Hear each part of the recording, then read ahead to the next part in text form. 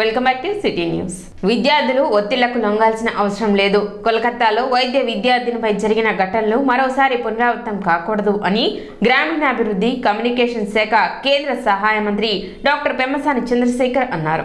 గుంటూరులోని స్థానిక కమ్మ జనసేవ సమితి ఆధ్వర్యంలో చేతన్ ఫౌండేషన్, రోటరీ క్లబ్ సంయుక్త నేతృత్వంలో జరిగిన కృత్రిమ అవయవాల పంపిణీ కార్యక్రమంలో పెమ్మసాని పాల్గొన్నారు. ఈ సందర్భంగా సంస్థను విద్యార్థులను ఉద్దేశించి ఆయన మాట్లాడారు. 60 మందితో ప్రారంభమైన ఈ సేవా సమితి ప్రస్తుతం 1600 మంది విద్యార్థులకు ఉపయోగపడుతుందన్నారు. ఇలాంటి ఒక సంస్థను ఏర్పరచాలంటే కేవలం డబ్బుతోనే కాదని కష్టం, తపన, ఆశయంతో కూడుకున్న ఆలోచన ఉన్నప్పుడే ఆచరణ సాధ్యమవుతాయని వివరించారు. చట్టసభల్లో ఒక సమర్థవంతమైన నాయకత్వం ఉండాలన్న లక్ష్యంతోనే నేను ప్రత్యక్ష రాజకీయాల్లోకి వచ్చాను. విద్యార్థులు ఎవరో చెప్పారనో, ఒత్తిడి చేశారనో తమ నిర్ణయాలను మార్చుకోవాల్సిన అవసరం లేదు. భవిష్యత్తుకు సంబంధించిన నిర్ణయాలు తీసుకునేటప్పుడు తొందరపడద్దు. మహిళలు ఎదుటి వ్యక్తులకు స్ఫూర్తిగా ఉండాలి తప్ప ఎటువంటి ఒత్తిళ్లకు లొంగకూడదు. కోల్కతాలో జరిగిన ఘటనలు పునరావృతం కాకుండా చర్యలు తీసుకోవాలి. నా శక్తి మేరకు ఈ రాష్ట్రానికి, దేశానికి ఎంత సేవ చేయగలనో అంతా చేస్తానని పెమ్మసాని పేర్కొన్నారు. అనంతరం చేతన్ ఫౌండేషన్, రోటరీ క్లబ్ ఆధ్వర్యంలో ఏర్పాటు చేసిన కృత్రిమ అవయవాలను దివ్యాంగులకు పెమ్మసాని తన చేతుల మీదుగా అందజేశారు. అనంతరం కుట్టు మిషన్లు, గ్రైండర్లు, తోపుడు బండ్లను అర్హులకు పెమ్మసాని పంపిణీ చేశారు. అలాగే అర్హులైన 180 మంది విద్యార్థులకు ఒక్కొక్కరికి 10 నుండి 15 వేల చొప్పున స్కాలర్షిప్లు అందజేశారు. ఈ కార్యక్రమంలో Chetan global foundation chairman Venigalla Ravikumar, greater Washington Telugu cultural Sangam president Lam Srikrishna, Brazil ఈ foundation program adviser Majjiga Keshava Kishore Kumar, Kamma Janaseva Samiti secretary Chokkapalli Ramesh, Rotary Club Guntur centennial president P Subrahmanyam తదితరులు పాల్గొన్నారు. వీటి వెనుక ఎంతో మంది ఎన్నో త్యాగాలు, కష్టాలు పడినప్పుడు మాత్రమే ఇలాంటివి మీకు వస్తాయి. ఎందుకు అంటే మీరు ఎప్పుడైనా సరే ఒక 10 మందిని వెళ్ళి ఒక 10,000 రూపాయల డబ్బులు తీసుకురండి అడిగి ఆ రోజు తెలుస్తుంది మీకు అది ఎంత కష్టమో. డబ్బులు వేరే వాళ్ళని అడిగి కానీ, వాళ్ళ సొంత డబ్బులు కానీ మీరు ట్యాక్స్ కట్టిన తర్వాత మిగిలిపోయిన డబ్బులు వేరే వాళ్ళకి ఇవ్వటం కూడా చాలా కష్టం. అలాంటి కష్టాన్ని తన భుజాలపై వేసుకొని దీన్ని ముందుకు తీసుకువెళ్తున్నటువంటి మన రవి గారికి ఒక్కొక్కసారి అందరూ మీరు కూడా కరతాళం చేయాలి. దాన్ని ఒక విజన్ తోటి తయారు చేయటం అంటే మీకు ఏ ల్యాబ్స్ కావాలి, అందరినీ సమన్వయం చేసుకోవటం, క్వాలిటీ తోటి క్లీన్గా మెయింటైన్ చేయటం ఇంకా కష్టం. అది లాంగ్ టర్మ్గా చేయాలంటే ఇంకా కష్టం. అవి చేయాలంటే సమర్థవంతమైనటువంటి నాయకత్వం ఉండాలి. అలాంటి నాయకత్వం అంతా కూడా ఇక్కడ ఉంది. వాళ్ళందరికీ కూడా మీరు ఇంకొకసారి ధన్యవాదాలు చెప్పాలి. గత 5 సంవత్సరాలు చూసుంటారు. అలాంటి నాయకత్వానికి ఇప్పుడున్న నాయకత్వానికి ఎంత తేడా ఉంటుందో. సమర్థవంతమైన నాయకత్వం ఉంటే అంతే విధంగా సంస్థలు అభివృద్ధి చెందుతాయి.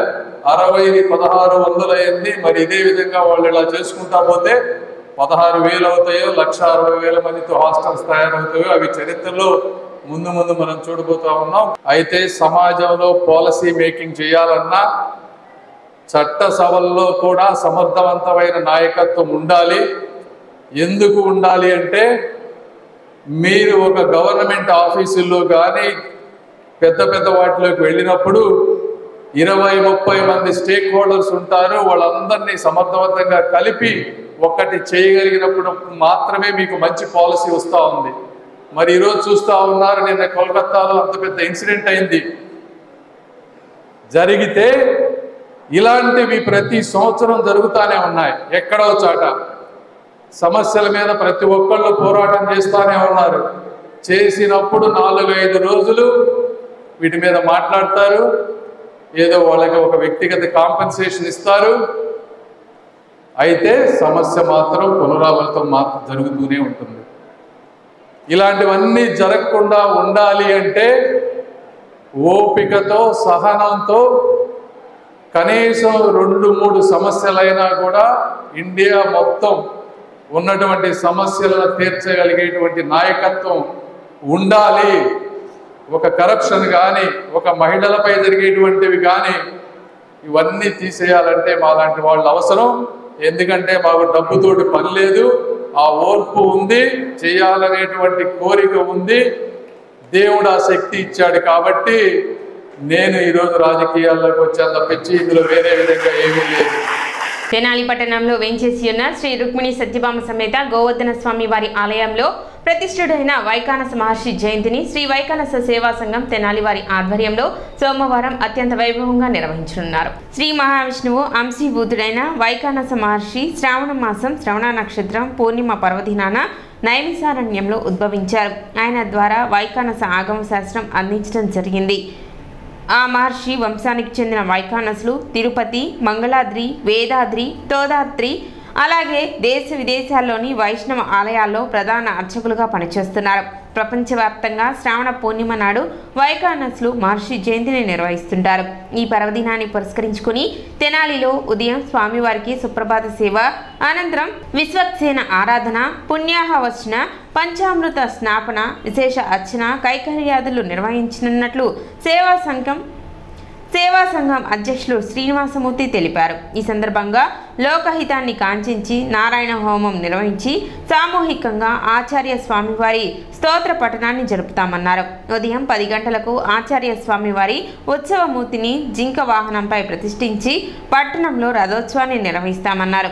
11 గంటలకు వేణుగోపాల స్వామి ఆలయ ప్రాంగణంలో నిర్వహించే సభా కార్యక్రమంలో తిరుమల తిరుపతి దేవస్థానంలో ధర్మగిరి వేద విజ్ఞాన పీఠంలో అధ్యాపకులుగా పనిచేస్తున్న శ్రీమాన్ డివి ఫణికుమార్కు బిరుదు ప్రదానంతో పాటు ఘనంగా సన్మానించనున్నట్లు తెలిపారు. అలాగే వైకానస ఆగమ విద్యను పూర్తి చేసిన ఆగమ విద్యార్థులు నారాయణ సంతోష్, వేదాంతం కమలేష్లను సత్కరిస్తామన్నారు. స్థానిక బోస్ రోడ్లోని సీతారామ మందిర అర్చకులు శ్రీమాన్ అగ్నిహోత్రం నరసింహమూర్తిని అర్చక పురస్కారంతో సత్కరించనున్నట్లు తెలిపారు. తదుపరి తదియారాధన కార్యక్రమం నిర్వహించనున్నట్లు వివరించారు.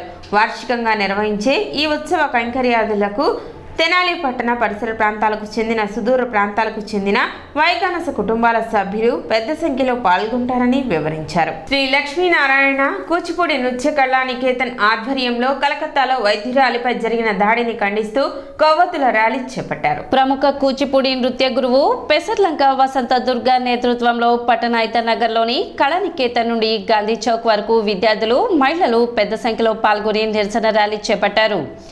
ఘటనకు సంబంధించిన నిందితులపై తక్షణమే చర్యలు తీసుకోవాలని డిమాండ్ చేశారు. కార్యక్రమాన్ని పెసర్లంక గోపీకృష్ణ పర్యవేక్షించగా doctor Jeevanalatha, doctor Sailabanu, doctor Shruti Mounika, doctor Lalitha Rajeshwari, Ande Balachandramouli, Aparna, రేఖ, లక్ష్మి, కళానికేతన్ విద్యార్థుల తల్లిదండ్రులు, పెద్ద సంఖ్యలో మహిళలు పాల్గొన్నారు.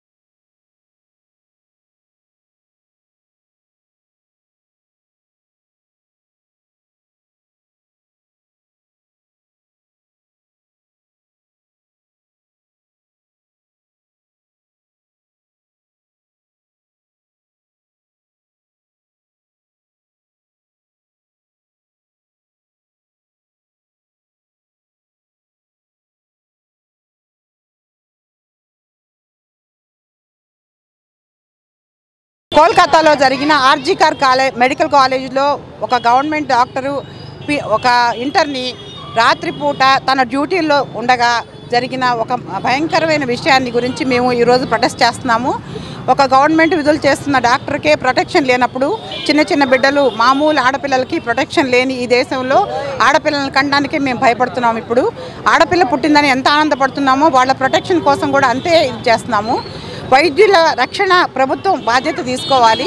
ఈ దాడుల్ని, ఎంత హేమైన దాడుల్ని ప్రభుత్వం కఠినంగా వాళ్ళని శిక్షించాలి. ఇంత భయంకరమైన చావు గురైన అభయకి న్యాయం జరగాలి. అభయ విషయంలో ప్రభుత్వ వైఖరిని మార్చుకోవాలి. ఎవరైతే నిజంగా ఇన్వాల్వ్ అయి ఉన్నారో వాళ్ళని బయటకు తీసి వాళ్ళకి మాత్రమే శిక్ష విధించేలా చేయాలని కోరుకుంటున్నాము. మౌమిత అనే డాక్టర్ గారి మీద జరిగినటువంటి అత్యంత హేయమైన నీచమైన చర్యకు నిరసనగా మేము మా శ్రీ లక్ష్మీనారాయణ కూచిపూడి నృత్య కళానికేతన్ చిన్నారులు, తల్లిదండ్రులు, డాక్టర్ జీవన్లత గారు, అలాగే రెయిన్బో ట్రస్ట్ సభ్యులందరం కలిసి మా నృత్య కళాశాల దగ్గర నుంచి అంటే ఐతానగర్ మా నృత్య కళాశాల దగ్గర నుంచి గాంధీ చౌక్ వరకు కొవ్వొత్తుల నిరసనని తెలియజేశాము.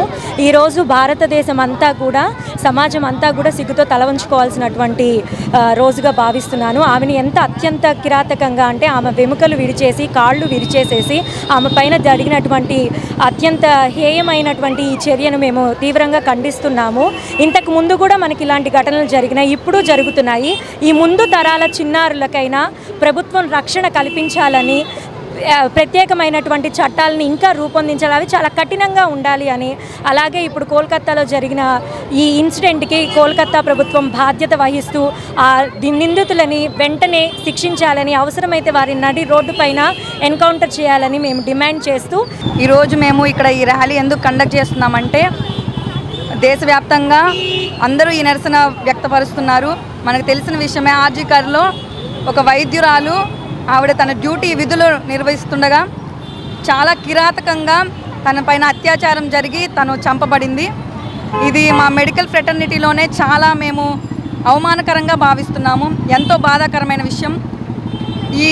ఈ సొసైటీలో మేము ఇంకా ఒక ఉన్నత స్థాయి నుంచి ఇంత దిగజారుతామని ఎప్పుడూ అనుకోలేదు. కానీ న్యాయం జరగకుండా న్యాయం అనేది డిలే అవుతూనే వస్తుంది. ఎప్పుడో 7th జరిగింది, కానీ ఇంకా మనకి న్యాయం జరగలేదు. అన్ని ప్రతి ఒక్క ఎవిడెన్స్ని ఇదిగో బయటకు పెట్టుకోకుండా సిబిఐ వాళ్ళు ఇన్వెస్టిగేషన్ చేసినా కానీ బయటకు రావట్లేదు. కానీ మేమంతా దీని గురించి ఇప్పుడు క్యాండిల్ లైట్ సర్వీస్ చేసి తన ఆత్మ అయినా శాంతించాలంటే న్యాయం జరగాలని కోరుకుంటున్నాము. సిటీ న్యూస్ ముగించే ముందు ముఖ్యాంశాలు మరోసారి.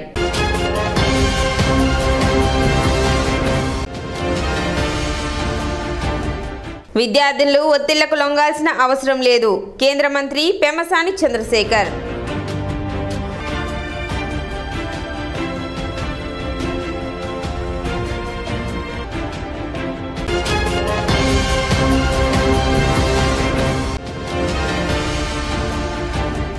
క్విక్ ఫిట్నెస్ ఎరీనా సెంటర్ ఆధ్వర్యంలో తెనాలిలో జిల్లా స్థాయి పవర్ లిఫ్టింగ్ మరియు బెంచ్ ప్రెస్ ఛాంపియన్షిప్ పోటీలు ముఖ్య అతిథిగా పాల్గొని ప్రారంభించిన మాజీ మంత్రి ఆలపాటి రాజేంద్ర ప్రసాద్.